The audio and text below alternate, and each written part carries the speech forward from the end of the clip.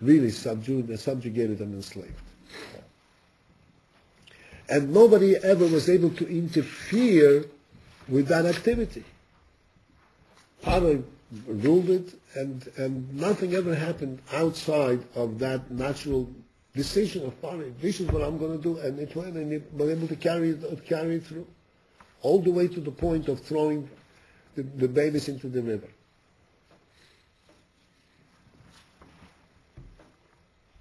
So from all experiences, the idea of coming out of Mitzrayim had absolutely no basis. How can they even contemplate and think of freedom? That is because, despite of all their experiences, they also perceived deep down that the world does not belong to Paro. They recognize deep down that there is a godly existence. They didn't show it in any way to them. They didn't see it. But that the true existence is a godly existence which is above world.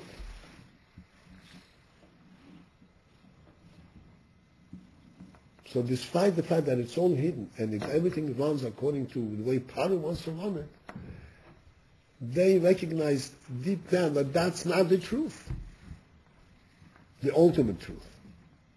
So when Moshe comes to them and says, God said, I'm going to redeem them, I know what you're talking about. I've never seen it, but I can relate to it because I believe that the real truth is godly, not worldly. And if God said, I'm going to take you out of Mitzrayim, I can believe it. I can believe that because that's the way I really see the world deep down. Even though in my experience I have absolutely no basis for saying it. In other words, Emunah truly represents a view and a perception, perceived perception that we have that sees way beyond world, beyond Seder Hishtalshelus, sees a truth that is not limited to worldly process.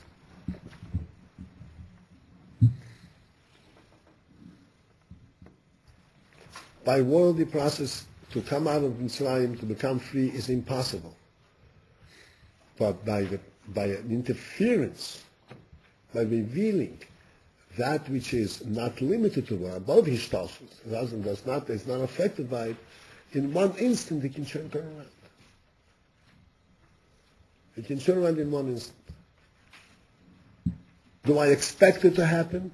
I don't, because I see the world running the way it's running. But that it's possible, I certainly think it's possible. That's what Eden said. We believe you. In other words, we can relate to it.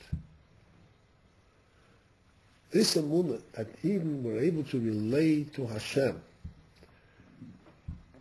at this level which transcends world, transcends Seder Hishtalshelus, and they were able to follow through on it and say, we believe this elicited. This says, if we even believe that I am there, so therefore that makes it possible for Hashem to reveal Himself on that level. This is the one aspect. The emunah. And then came the other two things of Milah and Pesach. Milah and Pesach both represent the very similar thing, the very same thing of emunah, because Eden had to do this, what's called with Mesiras Nefesh. I'm sure you heard the word Mesiras Nefesh. In the context that we're deciding discussing now, Mesiras Nefesh means that one brings about, reveals a koyach, a part of his perception, part of his belief that is not rational, that is not part of the state of the normal seder of the human thought process. When he thinks in a normal, in a natural and a sequential manner, a natural sequence of events. Mesiras Nefesh means that it comes, that he relates, he reveals a certain aspect of his Nefesh, that he can act in a manner that does not make sense to his rational mind. If it doesn't make sense, then he's not a rational person.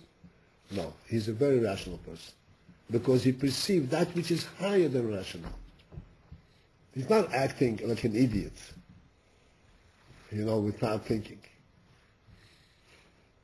He's thinking, and he recognizes, like I said before, that which is rationally understood is not the whole truth. There's a truth which is beyond that, which is not limited to the rational process. And this is why Eden were able to go and bemal themselves all of a sudden in Mitzrayim. Which means that they were able to translate this emunah from being just a concept, a belief deep down in their soul, to experiencing it on their bodies. It pertains to my physical being. And he says it's the same thing. Just the way I perceive it in my soul, my body is also part of that truth. That was Mila. And then beyond that was the next step, was Pesach. Pesach translated, brought out this emunah even further. Like this, a person says, okay, I believe. And this, I believe, I'm going to accept that belief and allow it to affect everything about me, even my physical being. But that doesn't mean that the whole world is the same thing. This is my belief. When they can go and take the Pesach, take a sheep which is part of the world, which is not them, outside of themselves. And they say, I'm going to take a sheep and I'm going to shecht it for a korban. That reveals that emunah even outside of himself, which means that he's making a statement that this emunah is not just true for me. This is not just my personal belief. This is what I believe, and I want to follow through. No, this is not just my personal belief. This is the truth of the whole world. This is the statement of Korban Pesach. And they were able to go and take the Korban Pesach and shecht it in front of the Egyptian, in front of the Mitzrayim, by whom this was Avodah Zarah. It was completely contrary. They couldn't tolerate such a thing. Moshe Rabbeinu himself said, Moshe Rabbeinu said, when Paro suggested that they do the Avodah in Mitzrayim, Moshe Rabbeinu said, that's impossible. They're going to stone us. They won't be able to tolerate it. And he even take this sheep right in front of them and shecht it.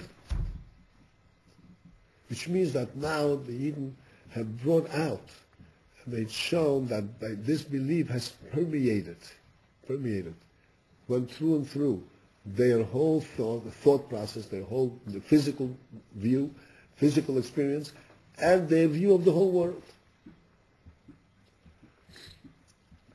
And this is what brought about that there should be this revelation, this godly revelation, this Atzam Holocaust.